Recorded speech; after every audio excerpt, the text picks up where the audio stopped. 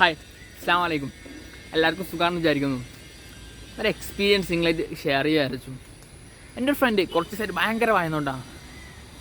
മറ്റുള്ള ആരും ശ്രദ്ധിക്കുന്നുണ്ടായിരുന്നില്ല. പക്ഷേ ഈ വായനോട്ടിൻ്റെ ഇൻറ്റൻസിറ്റി കാരണം ഇപ്പം എല്ലാവരും അവനെ ശ്രദ്ധിക്കാൻ തുടങ്ങി. ഇത് കണ്ടാൽ നമ്മളെ സാറ് അവനെ വിളിച്ചുകൊണ്ട് പറഞ്ഞു, എടാ നിനക്കെന്താ പറ്റിയെന്ന് ചോദിച്ചാൽ ആദ്യം. നീ ഇങ്ങനെ നടന്നൊരു ക്ലാസ്സിൽ ഭയങ്കര ഉഷാറായിരുന്നല്ലോ, അപ്പോൾ എന്താണ് പഠനത്തിലൊക്കെ ഭയങ്കര പിന്നോട്ടം പോയേക്കുന്നു ചോദിച്ചു. അവിടെ പറഞ്ഞു, നിൻ്റെ ഈ കഴിവെല്ലാം ഭയങ്കര ഉഷാറാണ്. നിനക്ക് ലോകത്ത് ഇൻ്റലിജൻസിൻ്റെ ഏറ്റവും ആവശ്യമുള്ളൊരു കഴിവാണ് ഒരാൾ കാണാതെ മറ്റൊരാളെ നിരീക്ഷിക്കാനുള്ള കഴിവ്.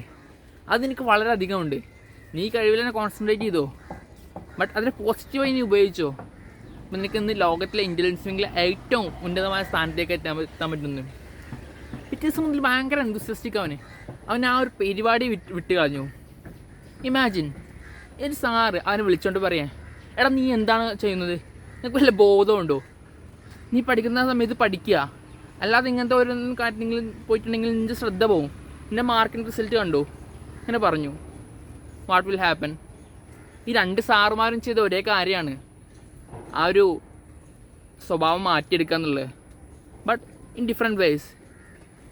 നിങ്ങൾക്ക് തോന്നുന്നു ഈ എഡ്യൂക്കേഷൻ സിസ്റ്റമിലെ ഏത് സാറാണ് ഏറ്റവും best? Please comment. Thank you.